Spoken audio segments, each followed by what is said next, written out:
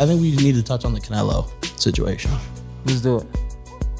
I'm a little sour on Canelo right now, man. I was gonna say it's kind of, you know, when you touch on it, it's like. But I'm like, so you have these negotiations with Caleb Plant. They obviously fall through. We talked about that last week, and then they kind of pivot to Dimitri Bivol. Yeah. And then they wanted Bivol at a catch weight, and then they didn't really. It seemed like care to have the fight, and it seems like they almost both agreed again, but then it doesn't happen. And now all of a sudden he doesn't care about fighting on September 18th at all. Right. He's gonna fight in November. Right. And now it's Caleb Plant again, probably. Right. I don't know. I just that's kind of what I mentioned with Eddie Hearn commenting on the negotiations a little bit too much. Mm-hmm. I'm like, just like let these did we ever? Correct me if I'm wrong. Maybe I missed it. Did we hear any Pacquiao Spence negotiation talk ever? It just got announced happened. And it happened. Yeah. And so I think that's another thing to everyone commenting about you and Bud. They're like, oh, it's awful quiet, blah, blah. I was like, yeah, that's how boxing business should work. Yeah. When people talk about it, that's when issues come up. People said it's awfully quiet. Yeah, that's everything. Oh, Porter, his energy really has changed. It's like, yeah, well, the fight isn't officially announced. Yeah. Boxing business has to happen. Yeah. That's how it goes. Yeah. So people kind of do both sides of it because they're like, yeah, why they keep talking about Canelo negotiations? I don't want to hear about that. Just make the fight. And then like, man, I don't hear any comment about this negotiation. It's like, wait a second, which one do you want? Yeah. But people want to know the business. They want to know exactly what's going on. And I'm frustrated with Canelo. Yeah. Are you?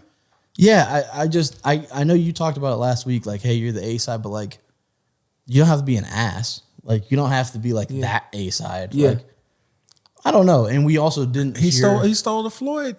Yeah, but did he though? Because like I don't remember a lot of Floyd negotiations not happening. Well, I think that's the separation with this is like he understands that I'm where Floyd used to be. Yeah. But he doesn't know how to operate like Floyd. You know what and I mean? Floyd only really worked under his banner.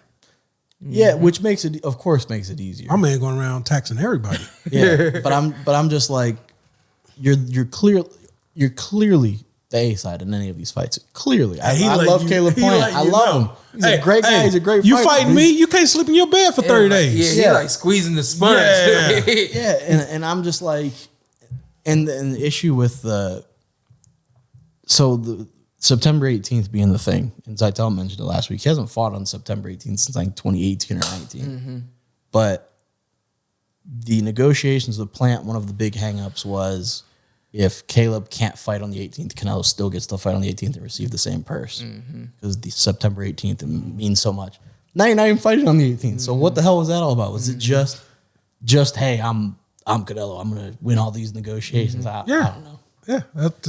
If I'm Caleb, don't turn this into the Merk Floyd Mayweather. Hey man, keep moving on with your career. You're still young. Nah, get stuck people around him not gonna let that happen. Yeah, don't get stuck on it too long. Yeah, they're not gonna let that happen. And I think if anything, this failed negotiation. Somebody pointed out the Bivol negotiations and the Plant negotiations both fall through. Who is the common denominator? Canelo. Yeah. So it's like if you were kind of like, and we talked about if you were kind of Canelo side after the Plant fight or negotiations failed, now you can't be like, man, Bivol, he really, it's like, wait a second. It's the same guy in both these negotiations that didn't come through. And why do you want him at a catch weight, Bivol? I don't know. Stay side, baby. But what are you proving? But why? What are you proving in that case? Yeah. Like, you're testing yourself against one of the best fighters at 175, but not letting him fight at 175. Like, right.